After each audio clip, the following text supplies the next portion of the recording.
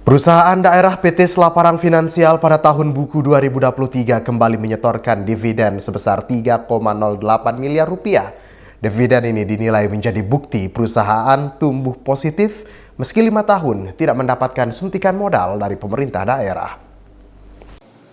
PT Selaparang Finansial merupakan salah satu badan usaha milik daerah yang dinilai sehat hingga saat ini.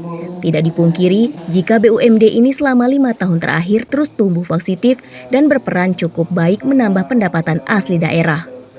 Direktur PT Selaparang Finansial by Iva Nuril Solihani di hadapan PJ Bupati dan beberapa pejabat daerah dalam rapat umum pemegang saham menyampaikan PT Selaparang Finansial untuk tahun buku 2023 berhasil menyumbangkan dividen sebesar 3,08 miliar rupiah.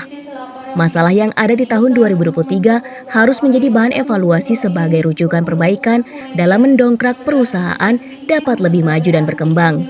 Iva juga menyampaikan jika SF selama 5 tahun tidak mendapat penyertaan modal dari pemerintah daerah, membuat jajaran direksi harus bekerja keras untuk bertahan serta dapat menyumbangkan dividen bagi daerah. Dalam RUPS yang dilaksanakan Selasa siang ini juga diketahui jika SF di tahun 2023 banyak melakukan penghematan seperti pada biaya operasional dan non-operasional. Dari sisi pendapatan operasional dan non-operasional di tahun buku 2023 realisasi 9,6 miliar. Jika dibandingkan dengan tahun buku 2022, sejumlah 9,5 miliar mengalami kenaikan sebesar 1% atau setara dengan 102,76 juta. Hadirin sekalian yang berbahagia, pendapatan yang tidak sesuai dengan yang kami harapkan harus diimbangi dengan penghematan biaya dari yang direncanakan.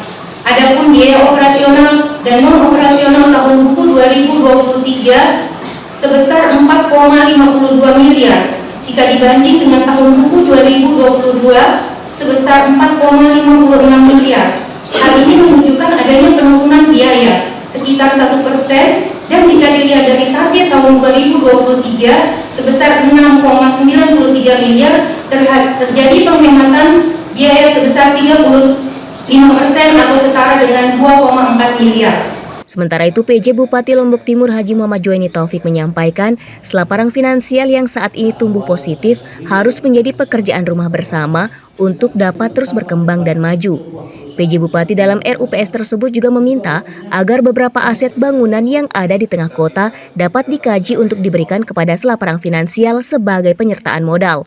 Selesai pada tataran kuantitatif seperti itu, tidak ada alasan kita untuk mengkoreksi laporan keuangan dari Selaparang Finance karena memang sudah disampaikan targetnya ini, pencapaiannya ini, lalu sudah diaudit, lalu orang kita atau pihak pemegang saham yang kita percayakan untuk mengawasi juga menyampaikan hal seperti itu. Itu yang disampaikan oleh komisaris kita yang tadi.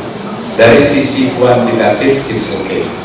Hanya saja di RUPS kan harus ada upaya-upaya kita untuk apa sih yang akan kita kerjakan ke depan. Di samping kita melihat performa kinerja tahun sebelumnya, RUPS ini juga menghasilkan apa sih saran-saran kita, apa sih harapan-harapan kita untuk Selaparang Finance pada tahun 2024. PJ Bupati juga menambahkan jika pemberian pelayanan yang optimal akan berdampak pada peningkatan kenyamanan pelayanan kepada para nasabah. Hal sama juga berlaku pada perusahaan daerah lainnya, baik itu PDAM, Agro Selaparang, dan Selaparang Energi yang diharapkan dapat tumbuh positif dan dapat memberikan pelayanan terbaik kepada masyarakat. Ahmad Zulkarnain, Lalu Halili, Selaparang TV, melaporkan.